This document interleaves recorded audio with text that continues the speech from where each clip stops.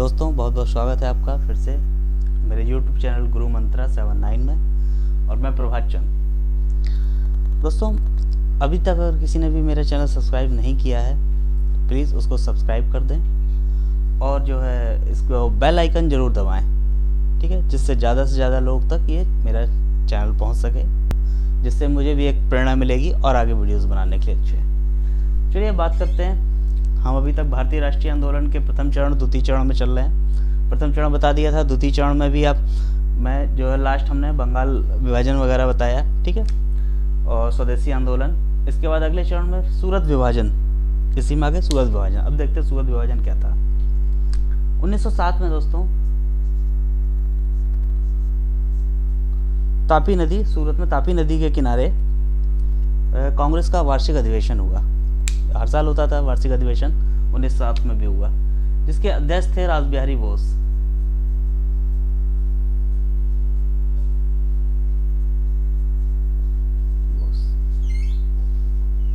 अध्यक्ष थे 1907 में। तो इस जगह इस अधिवेशन में कांग्रेस दो भागों में बढ़ गई, विभाजन हो गया कांग्रेस में, वही उग्रवादी और उदारवादियों के बीच में। अब ऐसा क्यों हुआ, चलिए जानते हैं कारण। इसके कारण क्या रहे। देखिए जहां तक कारण की बात करें तो मुख्य रूप से जो इसका मुख्य कारण था सबसे ज्यादा वो ये कि वैचारिक रूप से उग्रवादी और उदारवादी इन दोनों के बीच में वैचारिक मतभेद काफी हो गए थे। इस वजह से ये आधार बना इसके विभाजन का। दूसरी बात करते हैं, दूसरा कारण इसके अध्यक्ष पद को लेकर, कि उदारवादी चाहते थे कि अध्यक्ष पद पर रासबिहारी बोस जी बने, और जबकि आपके उग्रवादी चाहते थे कि या तो लाला लाजपत राय या बाल गंगाधर तिलक, इनको बनाया जाए। तो इस पर भी दोनों में काफी मतभेद थे। अब स्वदेशी आंदोलन जो था उस पर भी एक थोड़ा सा दोनों में मतभेद ये था कि आपके जो उदारवादी वो चाहते थे कि ये जो स्वदेशी आंदोलन है इसको केवल बंगाल तक ही सीमित रखा जाए, बाहर नहीं। और जबकि उग्रवादी चाहते थे कि इसको पूरे भारत में, संपूर्ण भारत में इसको फैलाया जाए। तो ये भी इनके बीच में एक मतभेद था। इसके अलावा ये जो स्वदेशी में जो बहिष्कार वाले थे, जो उदारवादी चाहते थे ये जो बहिष्कार हो रहा है ये केवल जो है कपड़े के जो कपड़े का बहिष्कार बस यहीं तक रहे सीमित, बाकी चीज़ों में नहीं। बट उदारवादी इसमें कई चीज़ों को शामिल करते थे, शिक्षा, कला, संस्कृति, इन सभी चीज़ों के। तो ये सब कारण बने 1907 में सूरत के विभाजन के लिए, और यहाँ से ये पार्टी टूट गई। इसके परिणाम क्या हुए, इससे राष्ट्रवाद कमजोर हुआ। राष्ट्रवाद कमजोर पड़ा ना भाई, दोनों अलग अलग हो गए, राष्ट्रवाद कमजोर पड़ गया। इसका मौका फायदा उठाया अंग्रेजों ने जमकर जो है इनको जो है पीटा और फूट डालो, ये सारी नीति इन्होंने अपनाई आराम से, और सभी आंदोलनों को उन्होंने दबा दिया। ठीक है, चलिए तो इसमें सूरत विभाजन 1907। अब इसी कड़ी में अगर हम अगली बात करते हैं, अगला क्या था, ये तो हो गया सूरत में विभाजन हो गया, जान गए आप लोग। इसमें था अगला मार्ले मिंटो सुधार।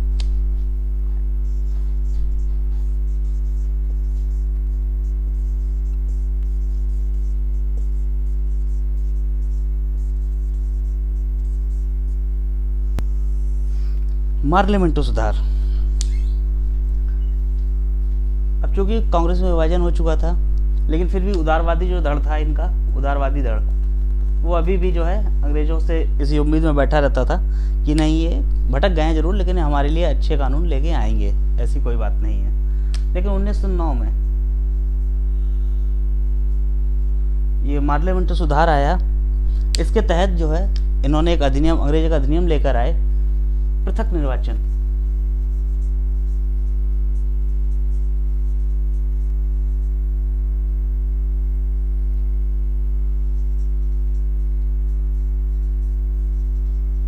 पृथक निर्वाचन सिद्धांत को लेकर आए। इसमें इन्होंने क्या किया, इन्होंने जो है मुसलमानों के लिए पृथक निर्वाचन क्षेत्र बनाया, जिसमें मुस्लिम जो है मतदाता, केवल मुस्लिम जो है चुनाव लड़ने वाले को ही वोट दे सकता था। तो ये पृथक निर्वाचन सिद्धांत था। ये एक विष के समान था। क्यों? क्योंकि ऐसा कर देने से एक फूट पड़ जाएगी, संप्रदायवाद को उसको बढ़ावा मिलना था इससे। तो इससे भी उदारवादियों का मन जो है अंग्रेजों से काफ़ी खिन्न हो गया, इन्होंने इस चीज़ को नहीं माना। ठीक है कि ये जो आपका एक्ट लेके आए हैं, जो कानून बना रहे हैं, ये बहुत ज़्यादा सांप्रदायिकता को बढ़ावा दे रहा है। ठीक है, तो ये पार्लियामेंट्री सुधार था जिसमें जो है पृथक निर्वाचक सिद्धांत को मान्यता दी गई। ठीक है, इसी में अगली कड़ी में अब अगला देखते हैं क्या है।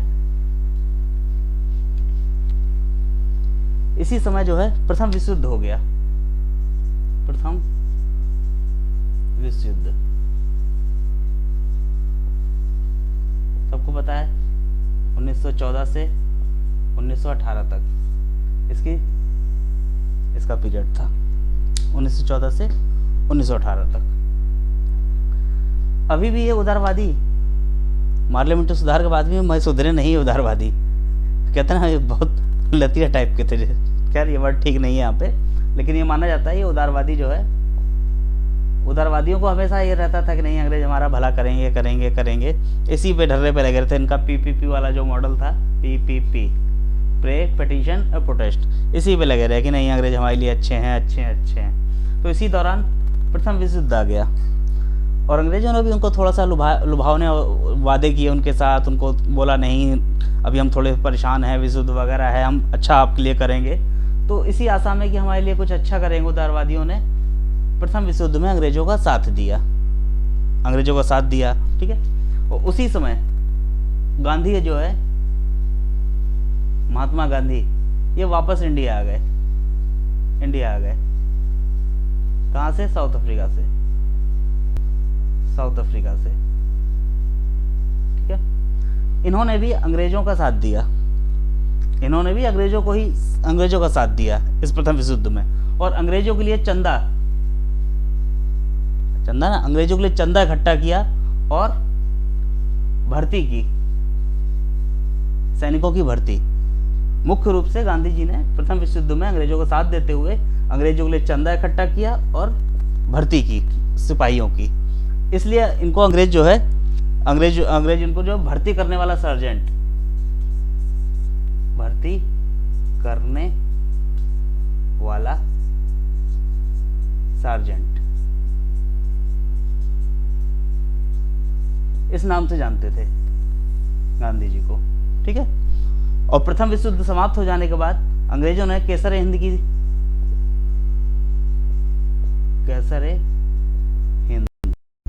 इसी में जो है अगला जो है लखनऊ समझौता। भाई कांग्रेस में विभाजन हो गया था तो समझौता भी तो जरूरी है, कभी ना कभी होगा। तो ये जो है 1916 में, सॉरी ये भी मिटा दूं,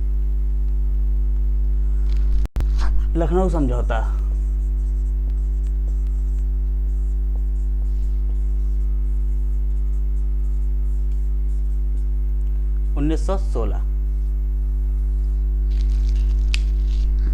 अब समझौता के कारण क्या थे? पहले समझौता क्यों हुआ?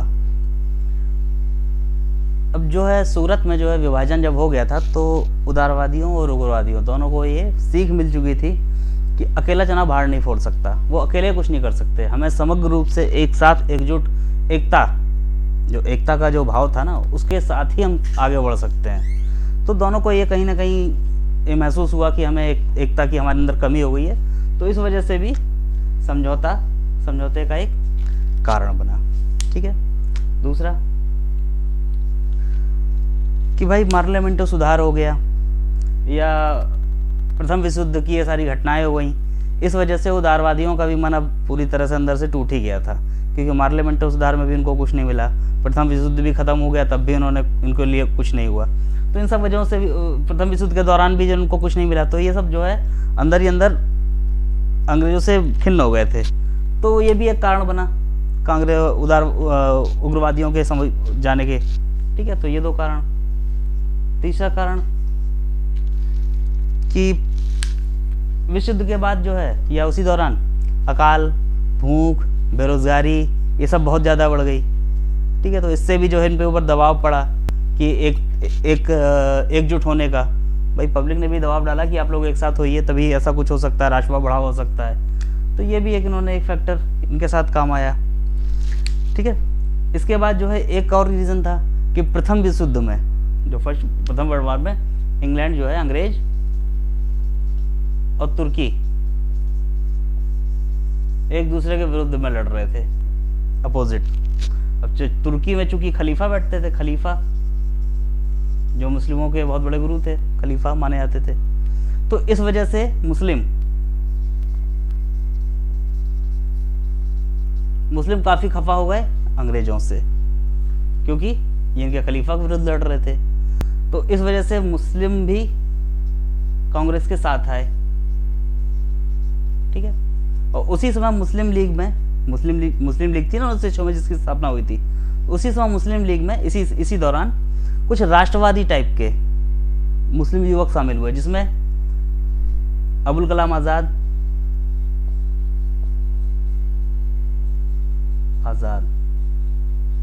मौलाना आगे लगा हुआ है, मौलाना अबुल कलाम आजाद, हजरत मुसानी मोहानी और अली बंधु, ये जो है ये लोग ये राष्ट्रवादी टाइप के थे, इनके अंदर राष्ट्र भावना ज्यादा थी और ये स्वभाव से थोड़े से उदार थे। तो ये कहीं ना कहीं ये एक मुस्लिम लीग और कांग्रेस के बीच में गठजोड़ के लिए एक आधार भी बना। ठीक है, तो ये सब कारण थे जिसकी वजह से लखनऊ में समझौता हुआ। ठीक है, इसके बाद देखें तो ये जो लगभग कारण थे जिससे समझौते की पृष्ठभूमि तैयार हुई। ठीक है, अब समझौते की शर्तें क्या थी? भाई समझौता तो हुआ, कुछ ना कुछ शर्तें भी रही होंगी ना, भाई इस शर्त पे हम समझौता कर रहे हैं यार, ये है जो भी है। तो अब देख लेते हैं शर्तें क्या क्या थी इनकी। शर्तों में सबसे पहला क्या था ना, कांग्रेस ने जो पृथक निर्वाचन सिद्धांत था इसको मान लिया कांग्रेस ने। अभी तक इसका विरोध कर रही थी लेकिन अब इसको मान लिया, हालांकि ये बहुत गलत हुआ बाद में, जो भी है। तो ठीक है, उसके बाद और क्या हुआ? इसके बाद कांग्रेस ने जो है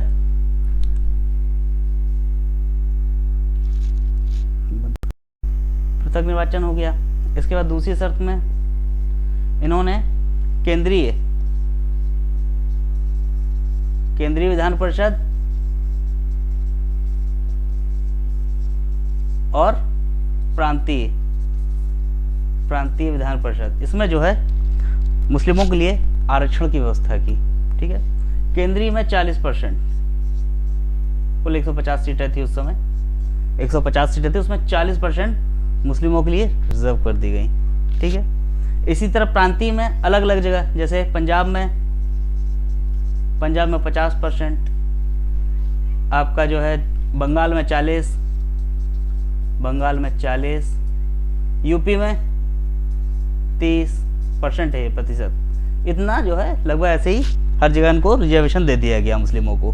ठीक है, और जो है एक ऐसा प्रस्ताव भी पास किया गया, कैसा प्रस्ताव कि विधान परिषद, प्रांतीय विधान परिषद और केंद्रीय विधान परिषद, इसमें ऐसा कोई भी प्रस्ताव पास नहीं हुआ जिसमें ये मतलब मुस्लिम, ये विशेष वर्ग के 3/4 सदस्य सहमत ना हो।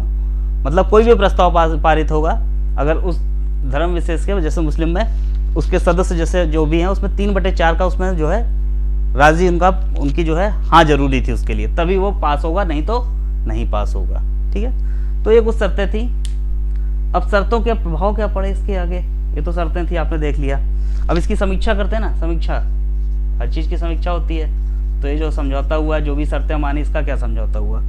तो इसके पहले हम पॉजिटिव देखें, सकारात्मक देखें। सकारात्मक तो बहुत कुछ हुआ। क्यों? क्योंकि भाई दोनों के समझौते हो गए तो हिंदू प्लस मुस्लिम ये दोनों एक हो गए, तो एकता बहुत आई। ठीक है, एकता के कारण राष्ट्रवाद को बढ़ावा मिला। तो ये इसका सबसे बेस्ट पहलू रहा कि हिंदू मुस्लिम आपस में एकता मिली। दूसरी बात करते हैं और क्या हुआ इसी के दौरान। अब समझौते में हिंदू मुस्लिम दोनों एकता होने के कारण दोनों ने मिलकर विधायिकाओं में काफी सुधार किए, नागरिक अधिकारों की मांग की, और सरकार पर दबाव बनाया, सरकार पर दबाव बनाने का भी काम किया। चूंकि दोनों एकता हो गई थी तो दोनों मिलजुल के अपना जो है इन्होंने बहुत अच्छे से काम किया। ठीक है, इसके अलावा एक सेकंड, इन दोनों की जो है गठजोड़ से एक राष्ट्रवाद को बहुत ज्यादा बढ़ावा मिला और आगे चलकर यही एकता ने होम रूल आंदोलन के लिए पृष्ठभूमि तैयार की और गांधी के असहयोग आंदोलन के लिए भी नींव रखी इन्हीं हिंदू मुस्लिम एकता ने। ठीक है, तो ये तो होगा इसके सकारात्मक पहलू। अब बात करते हैं कुछ नकारात्मक पहलू की। भाई कुछ तो गलत भी हुआ होगा ना।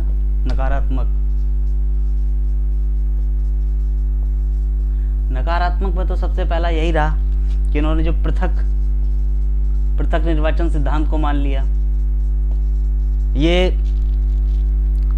कहा जाए तो ये इतिहास में इनकी कांग्रेस की सबसे बड़ी भूल में से एक साबित हुई, क्योंकि इसी के कारण संप्रदायवाद को बहुत बढ़ावा मिला और हिंदू मुस्लिम जो है आपस में थोड़े से डिवाइड भी हुए, क्योंकि भाई अपने अपने हक की बात आ गई ना।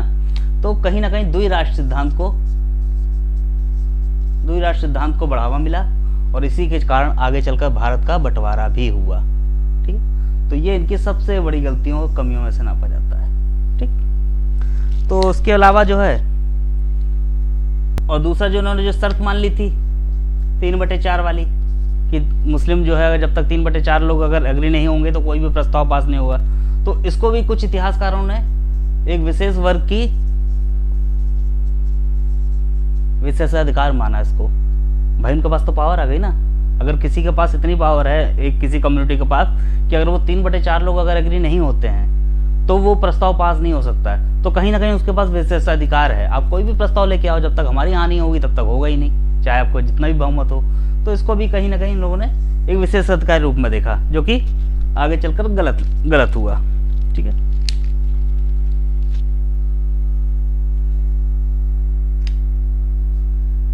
अब चूंकि कांग्रेस ने इनके निर्वाचन सिद्धांत को मान लिया था, तो अब एक तरफ से वही वाली बात है, एक तरफ कुआं एक तरफ खाई। नहीं मानते थे तो वो विरोध हो रहा था, आपस में फूट पड़ रही थी। मान लिया तो अंग्रेजों को मौका मिल गया फूट डालने का। अंग्रेजों ने फिर जो है इसी संप्रदायवाद को और आग दी और जो है इनको जो है और बढ़ावा दिया। तो ये कहीं ना कहीं आपस में फूट भी डाली इन लोगों ने और इन्होंने कुल मिला के आंदोलन को कुचल दिया। अंग्रेजों ने मौके मिल गए ना। ठीक है, तो ये इसके सकारात्मक और नकारात्मक पहलू थे। तो आज के लिए इतना ही काफी है दोस्तों। अगले वीडियो में मैं आपको होम रूल आंदोलन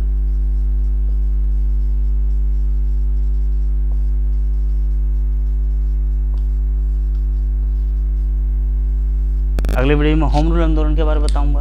होम रूल, घर का शासन, स्वशासन। ठीक, तो हम देखते हैं अगले वीडियो में होम रूल।